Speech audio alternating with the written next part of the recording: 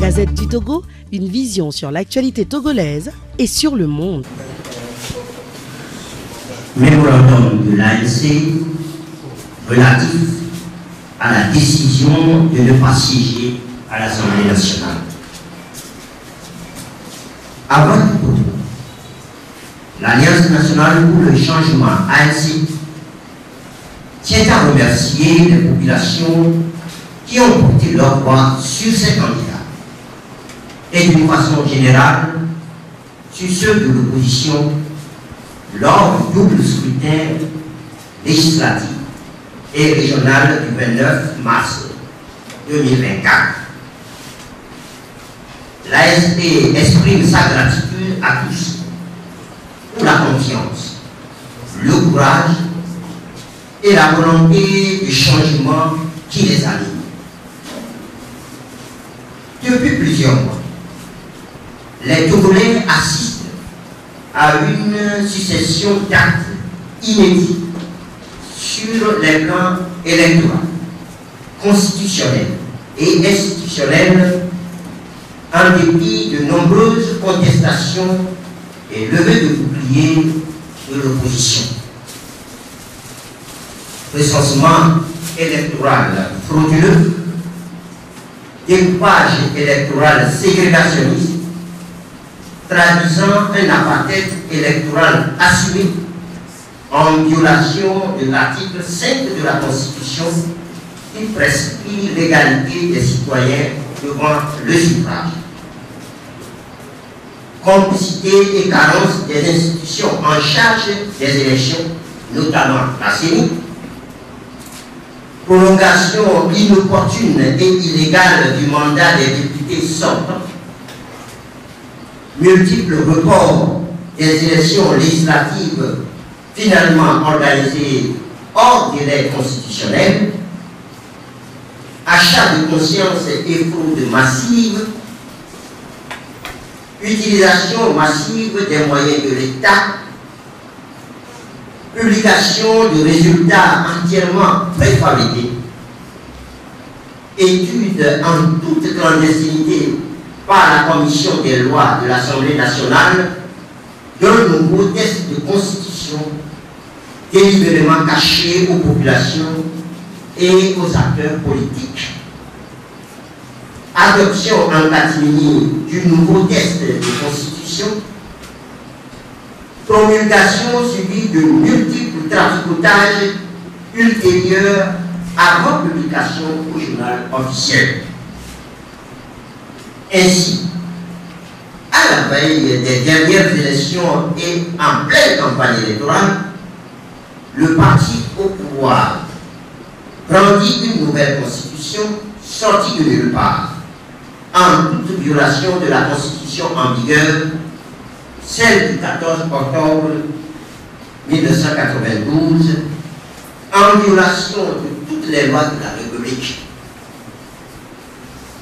À la lecture de la nouvelle constitution, il apparaît clairement que tout cet imbroglio, prétendument pour faire passer notre pays, le Togo, d'un régime semi-présidentiel à un régime parlementaire, présenté comme plus conforme à nos réalités et plus moderne, n'a en réalité qu'un seul objectif: consacrer le maintien d'un homme à la tête du pays, de l'État et de toutes ses institutions, sans passer par l'onction directe du peuple souverain. L'ANC n'a pas vocation à valider l'immoralité et l'indécence politique, ainsi que la culture de l'illégalité tranquille qui gouverne notre pays depuis plus d'un demi-siècle. Il est venu maintenant, plus que jamais, le moment de dire non et de réévaluer sans la moindre complaisance la position à tenir, les actions à mener dans l'intérêt bien compris des populations togolaises engagées et mobilisées. Dire non lorsque des choses anormales se présentent, du fait de ceux dont la mission première est de veiller à assurer la cohésion sociale en donnant l'exemple du respect scrupuleux de la loi, notamment la Constitution en tant que contrat social qui unit les populations. Dans le souci permanent de préserver la paix et la cohésion sociale, et en fait de renforcer et de faire progresser et aboutir la lutte commune, l'ANC a toujours fait les concessions nécessaires, y compris celles qui, à l'évidence, contrarient ses propres intérêts. L'évaluation de la vie politique de notre pays ces dernières années montre que des limites sont atteintes et largement dépassées. Alors, l'ANC dit stop. Depuis le lancement du processus de démocratisation en 1991 et après l'adoption massive de la Constitution de la 4e République, lors du référendum du 27 septembre 1992, nous avons assisté à des révisions de comports par le groupe RPT, puis UNI, qui ont abouti à dénaturer la Constitution promulguée en octobre 1992. Le parti au pouvoir a toujours trouvé dans le contrôle des institutions les moyens de modeler la Constitution à ses seuls intérêts.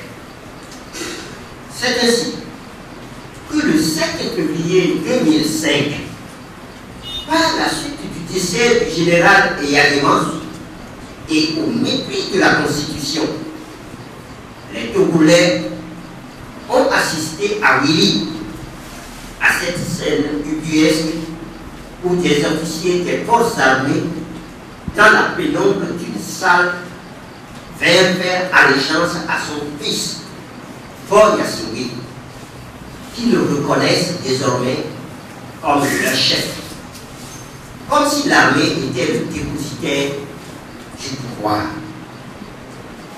Une négociation en concession sous l'égide des organisations internationales. Il fut décidé d'organiser une élection présidentielle autorisant M. Faure Gnassingbé à faire acte de candidature, alors qu'une disposition de la Constitution, notamment l'article 150, dit ceci: tout renversement du régime constitutionnel est considéré comme un crime imprescriptible contre la nation et sanctionné conformément aux lois de la République. Le 29 avril 2024, le parti au pouvoir, afin de conforter le coup de force constitutionnel du 25 mars, a dépassé toutes les limites de l'acceptable en matière de fraude, de violence électorale et d'achat de conscience pour aboutir à la proclamation de résultats préfabriqués issus de décisions prises avant même le déroulement des élections. L'ANC estime qu'il est inopportun, inapproprié et mal fondé qu'elle siège dans une assemblée constituée dans de telles conditions. De fait, sans aucun regret et avec tous les remerciements pour tous les appels demandant au parti de prendre la place qui est la sienne et quelle place dans la nouvelle assemblée, l'ensemble, l'ANC n'y siégera pas.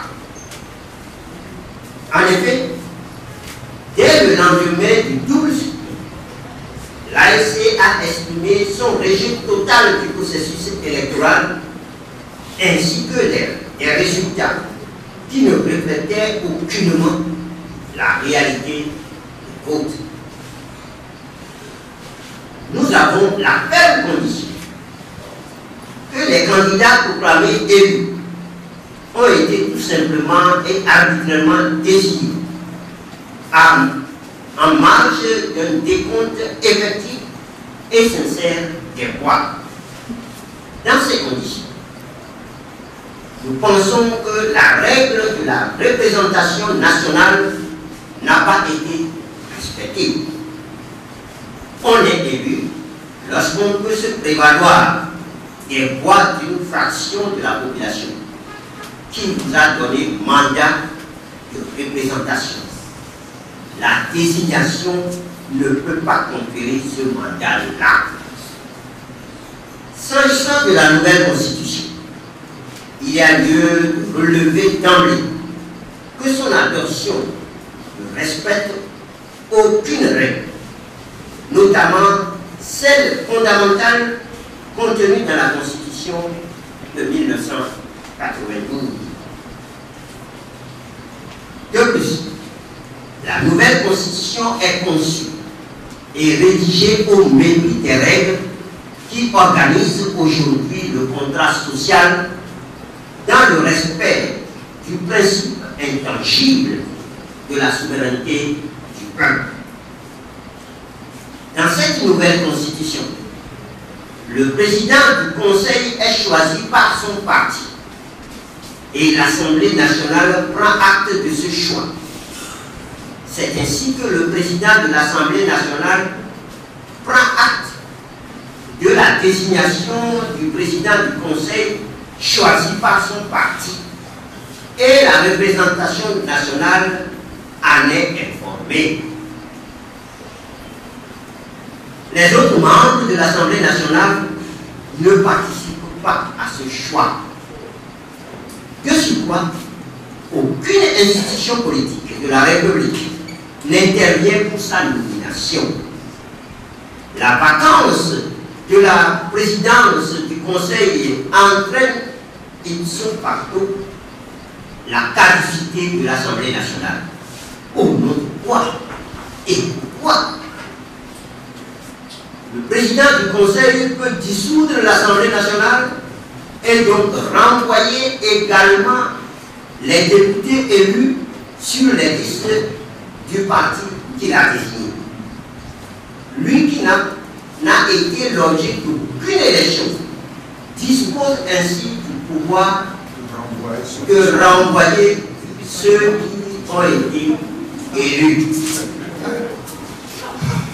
L'on ne trouve nulle part dans la Constitution une déclaration de politique générale qui constituerait un contrat politique entre le législatif et l'exécutif, base du contrôle de l'action gouvernementale par l'Assemblée nationale et éventuellement d'une motion de censure.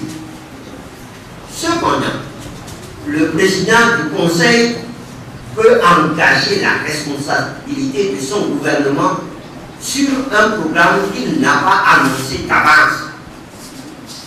Le refus de la confiance entraîne automatiquement la dissolution de l'Assemblée nationale. Malgré ces efforts, l'ANC n'a pas pu ranger dans une catégorie connue le régime fabriqué par la nouvelle Constitution. Elle estime qu'elle ne saurait apporter sa contribution, même insignifiante, à la gestion de ce régime. L'ANC invite instamment toutes les Togolaises et tous les Togolais, mais surtout la classe politique de l'opposition, à lire attentivement l'intégralité de ce document tenant lieu de constitution. Cette seule lecture permettra de comprendre les préoccupations de l'ANC. Ces quelques exemples parmi tant fondent les réserves expresses de l'ANC face à ce que le parti uni impose à notre pays et à son peuple. Voilà pourquoi, en toute responsabilité, l'ANC ne manifestera aucune présence dans la gestion de ce désordre politique et institutionnel.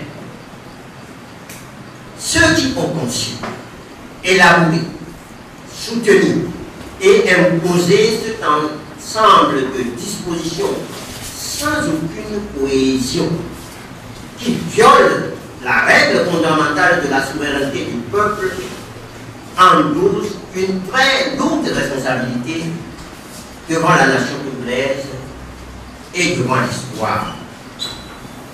Fait allumer le 31 mai 2024 pour le Bureau national, le président Jean-Pierre Farah.